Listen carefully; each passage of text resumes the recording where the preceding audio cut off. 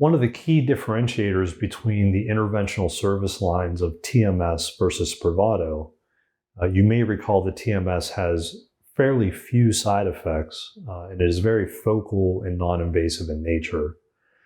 Contrast that to Spravato, which actually comes with quite a lot of side effects, but just like it works very, very quickly, the side effects are also very, very transient, typically.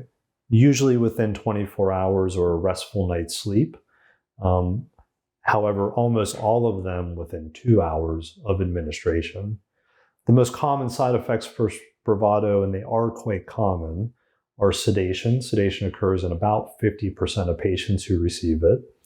And something called disassociation, or this out-of-body experience, which if you've had a history of trauma, you may have experienced on your own as part of your survival mechanism with that. But disassociation occurs actually quite frequently too, 60+% of the time.